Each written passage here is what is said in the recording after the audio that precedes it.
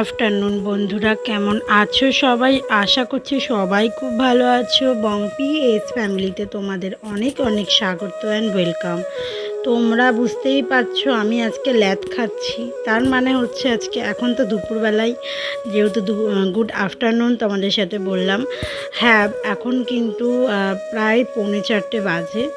আর আমি জাস্ট একটু আগে খেয়ে আর এই কাপড়গুলো ভাঁজ করে আর বসে বসে ওখানে শুয়েছিলাম, মানে বসে বসেই আর কি ঘুমাচ্ছিলাম, এই যে চেয়ারে বসে। তার কারণ হচ্ছে আজকে যেহেতু পাপার জন্মদিন, দ্বিতীয়ত আজকে আমাদের চার্চও আছে, সেখানে যেতে হবে। আর আজকে কিন্তু আমাদের সামনেই চার্চটায় নয়, যেখানে আর কি আমরা ডেলি যাই সেখানে নয়, আজকে কিন্তু আমাদের মেন বিল্ডিংয়ে চার্চ হবে। সেটা হচ্ছে সেন্ট স্টিফেন চার্চে আমাদের চার্চটা আজকে রেডি হবে। তো সেখানেই যাব বলে আর কি আমি বসেছিলাম। আর যেহেতু সকালবেলা উঠে যেমন আর কি রেগুলার কাজ করি, সেগুলো আর তোমাদের সাথে শেয়ার করলাম না। তার কারণ রেগুলার বলতে পারো একই আমার সকালে উঠে এখন ডিউটিটা করতে হচ্ছে, তাই জন্য আর তোমাদের সাথে শেয়ার করা হয়নি। আর সত্যি প্রচণ্ড ঘুম পাচ্ছিল, তাই জন্য এরকমভাবে আমার ঘুমটাকে কাটানোর জন্য বসেছিলাম। দেন তারপরে রেডি হয়ে নিলাম, 4টে বাজলো যেই, দিয়ে এবার রওনা দিলাম। আমরা কিন্তু এই যে সেন্ট স্টিফেন চার্চ চলে এসেছি, আমাদের বাড়ি থেকে অনেকখানি দূরে। আর চার্চ শুরু হবে 5টা থেকে, কিন্তু আমাদের 4:30-এর আগে বেরোতে হয়েছে। 4:20 আমরা ওখান থেকে বেরিয়েছি। আরও দুজন গেছিলো, একটা ঠাকুমা গেছিলো, মানে সব চার্চেই আর কি একসাথে গেলাম। তো এখন ঠাকুমা কথা বলছে। আদার্স যে চার্চ থেকে সবাই এসছে, আমাদের ওয়েসলি চার্চ থেকে, সেন্ট স্টিফেন চার্চে যারা আসে, মানে 3টে চার্চ মিলিয়ে এক জায়গায় আজকে অ্যাটেন্ড হয়েছে। তো অনেকেই আসতে পারেনি, প্রচণ্ড গরম। যারা দূর দূর থেকে আসবে তাদের তো অসুবিধা হবেই, সেই জন্যই। আর আমরা এখন চার্চ শুরু হয়ে গেছে, 5টা থেকে আর কি শুরু হয়েছে।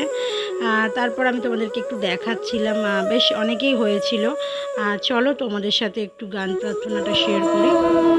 তোমায় করি ইনি আমাদের নতুন পাদ্রী বাবু। উনি কিন্তু বেশ ভালো বাক্য প্রচার করছিলেন আর খুব হাসাচ্ছিলেন, মানে খুব ভালো লোক। উনি হচ্ছে খুবই মানুষের সাথে ভালো ব্যবহার করে কথা বলছিলেন, মানে আমাদের সব পাদ্রীবাবুগুলোই খুবই ভালো।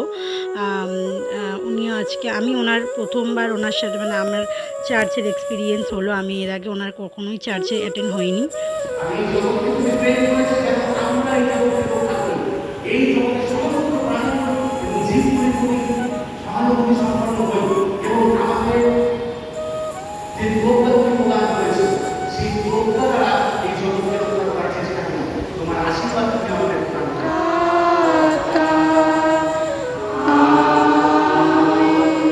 দেন চার্চ শেষ হওয়ার পরে কিন্তু প্রত্যেকবারেই যে কিছু খাবার ব্যবস্থা থাকে একটু টিফিনের। দেন আজকে এখানে কিন্তু অন্যরকমই শরবত আর কেকের ব্যবস্থা হয়েছে। আমাদের চার্চে কিন্তু চা, তারপরে তোমার এমনি মিষ্টি টিষ্টির ব্যবস্থা আছে। আর এখানে কিন্তু রসনা দিয়েছিল, কিন্তু এইটা খেয়ে যেন একটা আলাদাই তৃপ্তি পেয়েছিলাম। তো এইখানে কিন্তু আমার শ্বশুরমশাই কাজ করে সেন্ট স্টিফেন স্কুলের, মানে স্কুলটাতে কাজ করে। আর এটা চার্চ, স্কুলের ভেতরেই চার্চ। এটা বিশাল বড় একটা এরিয়া নিয়ে আমি তোমাদেরকে যতটা পেরেছি ঘুরিয়ে দেখাতে পেরেছি কিনা জানি না ঠিকঠাক করে। সামনের দিকটা আরও বড়।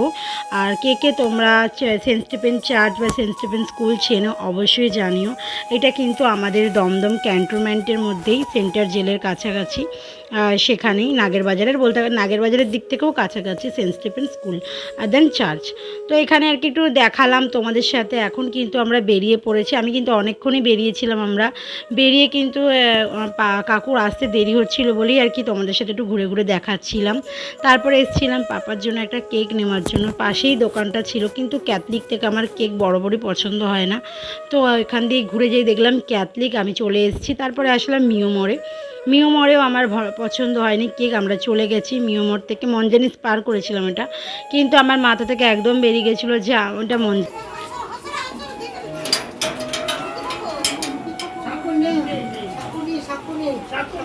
সাকো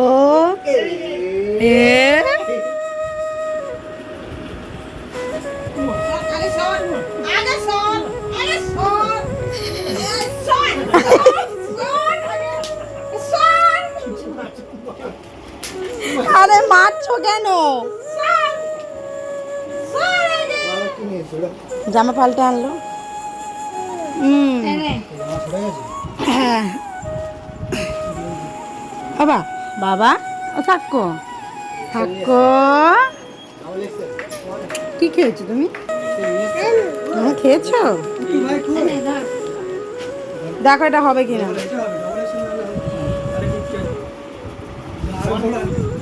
না না দেখতে সুজি টুজি খাওয়াসনি?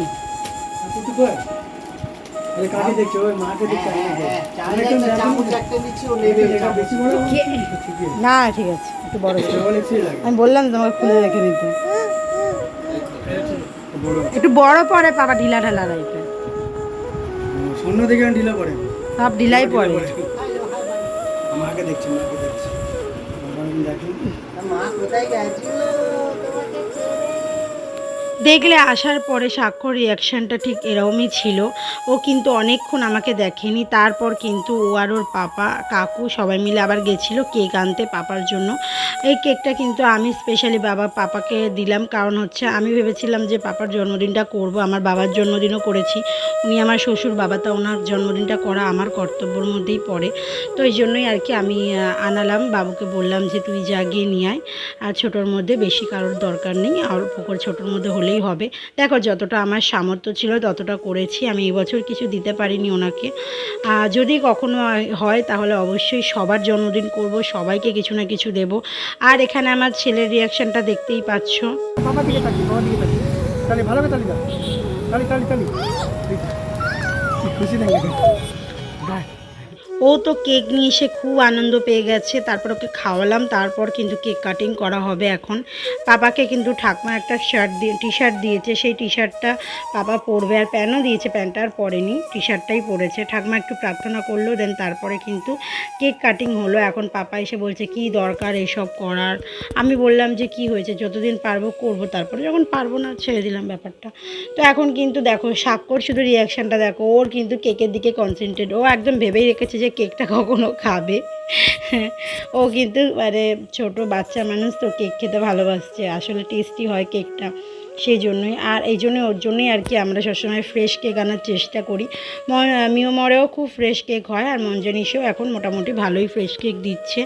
আর এটা কিন্তু এগলেস কেক ছিল, আর এখন পাপার সাথে এখন বকবক করছিলাম আমি কিছু।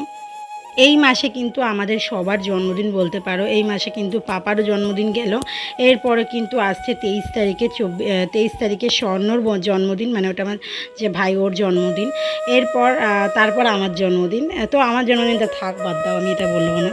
আর এখন কিন্তু কেক কাটিং হবে, পাপাকে বললাম যে নাও কেকটা কাটো, আর শুধু কেউ ছিল না, স্বর্ণও ছিল না, শুধু সবাই মিলে আমরা কাটিং করলাম কেকটা।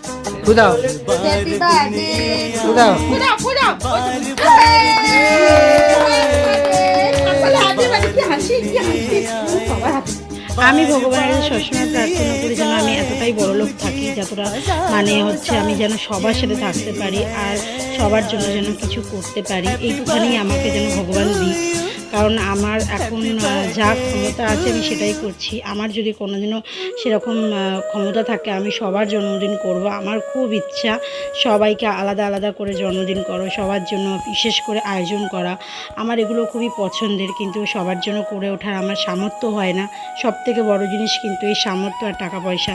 যখন তোমার কাছে টাকা পয়সা থাকবে না তখন কিন্তু অনেক কিছুই তুমি তার থেকে বঞ্চিত হয়ে যেতে হয়, জীবনে অনেক কিছুই না পাওয়া থেকে যায়।